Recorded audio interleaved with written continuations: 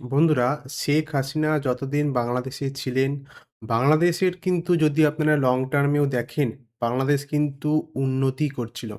কিন্তু যবে থেকে মানে ২০২৪ সালে যখন শেখ হাসিনার সরকারটা পড়ে যায়, তারপর থেকে আমরা দেখে আসছি যে বাংলাদেশের অবস্থা দিন বা দিন শোচনীয় হয়ে উঠছে। আর তারই একটা প্রমাণ আবার আমরা পেলাম গতকাল রাত্রিতে। এখানে আপনারা হেডলাইনটা দেখতেই পাচ্ছেন। এখানে বলা হচ্ছে ক্লিয়ারলি যে কম করে একজন হলেও মানুষ মারা গেছেন ক্রুড বম্ব এক্সপ্লোশনে। তাও আবার কোথায়? বাংলাদেশের ঢাকাতে। আপনারা জানেন যে ঢাকা হচ্ছে বাংলাদেশের রাজধানী। আর সেখানে যদি এই ধরনের জিনিস হয় তাহলে আপনারা বুঝতে পারছেন যে একটা দেশের সিকিউরিটি লেভেল এখন কোন পর্যায়ে গিয়ে পৌঁছেছে। কারণ আমরা জেনে থাকি যে কোনো একটা দেশের সবথেকে সিকিউর জায়গা হচ্ছে কিন্তু সে দেশটার রাজধানী। এই বিষয় নিয়ে আমি আরো বিস্তারিতভাবে আলোচনা করব এই ভিডিওতে। আমি জ্যোতির্ময়, আর আপনাদের স্বাগত নতুন আরেকটা ভিডিওতে। আর আমি এই ধরনের খবর রেগুলার নিয়ে আসি। তো অবশ্যই ভিডিওটাকে একটা লাইক করে দেবেন। এবার আমরা আসি যে আসলে এই ঘটনাটা কোথায় হয়েছিল। বাংলাদেশের ঢাকাতে আমি আগেই বললাম। বাংলাদেশের ঢাকা যদি আমি অ্যাপ্রক্স লোকেশনটা বলি সম্ভবত মগবাজার। মগবাজারে এই ঘটনাটা ঘটেছিল গতকাল। গতকাল মানে হচ্ছে ২৪ তারিখ। ২৪ তারিখ রাতের বেলায় বলা হচ্ছে যে ওভারব্রিজের ওপর মানে এই মগবাজারের আশেপাশে হয়তো কোনো ওভারব্রিজ আছে। তো সেখানে আ যারা এই ক্রিমিনালগুলো ছিল, তারা এই ওভারব্রিজের ওপর ক্রুড বম নিয়ে ছুঁড়ে ফেলে নিচের দিকে।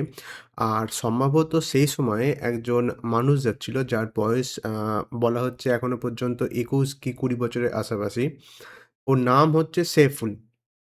তো সেফুল ঠিক ওই এক্সাক্ট টাইমেই ওই ফ্লাইওভারের নিচ দিয়ে যাচ্ছিল এবং ওই ক্রিমিনাল বা যারা এই বোমটা ফেলেছিল, তারা ডাইরেক্ট ওর আশেপাশেই ফেলে এবং সেখানে যখন বোমটা ফাটে তখন সে মারা যায়। এখনো পর্যন্ত কিন্তু অফিসিয়ালি কোনো ধরনের অর্গানাইজেশন এটা ক্লেম করেনি যে কারা এটা করেছে।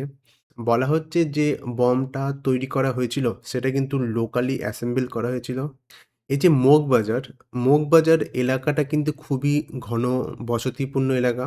আর এটা আমরা প্যাটার্নটা আগেও দেখে এসেছি যে নরমালি কিন্তু এই ধরনের অ্যাটাকগুলো এমনই জায়গাতে হয় যেখানে বেশি ঘন বসতি হয়। যাতে করে যে ড্যামেজটা হয় সেটা ম্যাক্সিমাম হয়। আচ্ছা, আমি এখানে আপনাদের আরেকটা জিনিস বলে দিই। এটাও কিন্তু বলা হচ্ছে যে ক্রুড অয়েল যেটা লোকালি আপনাদের অ্যাসেম্বল করা হয়েছিল সেটা কিন্তু সে লেভেলের কিন্তু লিথাল ছিল না। মানে অতটা পাওয়ারফুল ছিল না।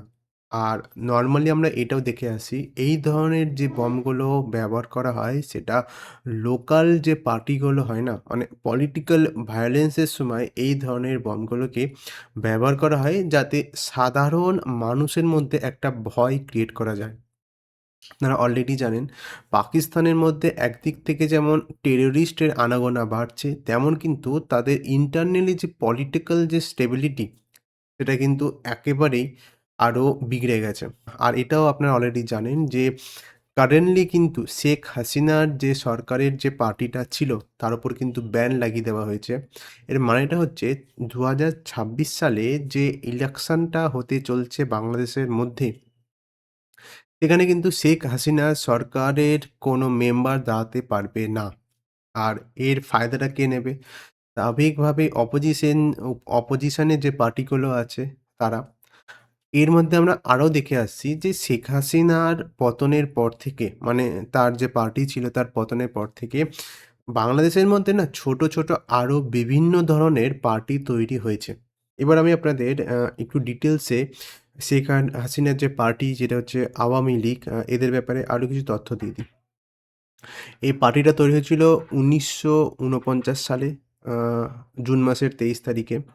মেইনলি কিন্তু আপনারা যদি দেখেন এতদিন পর্যন্ত আ দুটোই মেইন পার্টি ছিল। একটা হচ্ছে আমাদের আওয়ামী লীগ, যেটা হচ্ছে শেখ হাসিনার পার্টি। আর 2nd পার্টিটা হচ্ছে বাংলাদেশ ন্যাশনালস পার্টি মানে বিএনপি।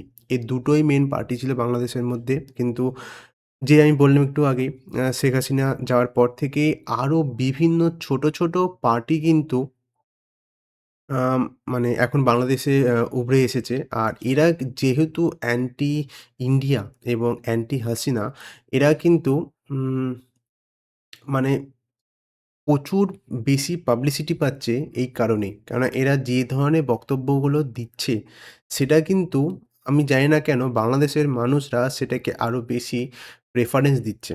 আর এই কারণেই দিন বা দিন বাংলাদেশের মধ্যে যে মাইনরিটি যে কমিউনিটিগুলো আছে, মানে আ মানে হিন্দু বলুন বা খ্রিস্টান বলুন বা জৈন ধর্মের কিছু মানুষ বলুন, এদের যে ছোট, ছোট কমিউনিটিগুলি আছে, এদের ওপর কিন্তু একটু বেশি ভায়োলেন্স হচ্ছে। আর এটা আমি এমনি মুখে বলছি না। আপনারা অলরেডি জানেন, বিভিন্ন আমরা রিসেন্টলি খবরে পাচ্ছি যে এই ধরনের ছোট, ছোট কমিউনিটির ওপর কি ধরনের ভায়োলেন্স হচ্ছে কারেন্টলি বাংলাদেশের মধ্যে। এবারে আমি আপনাদের আবার মেইন টপিকে আসি। এখনো পর্যন্ত বলা হচ্ছে যে ব্লাস্টটা হয়েছে, পুলিশ নাকি অলরেডি ইনভেস্টিগেশন চালু করে দিয়েছে। আ তাদের তরফ থেকে বলা হচ্ছে যে সেখানকার যে সিসিটিভি ফুটেজ বলুন বা প্রত্যক্ষ যারা আ ওখানে দেখেছেন, তাদের বিভিন্ন ধরনের স্টেটমেন্ট তারা নিচ্ছে। কিন্তু এখনো পর্যন্ত কোনো অ্যারেস্ট হয়নি।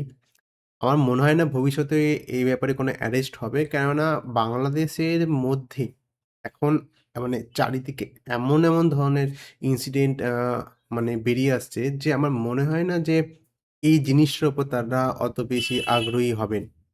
ভবিষ্যতে যদি আরো কিছু তথ্য আমি জানতে পারি এই বিষয় নিয়ে, তাহলে অবশ্যই আপডেট করব। আপনাদের আজকের ভিডিও কেমন লাগলো কমেন্টে অবশ্যই জানাবেন।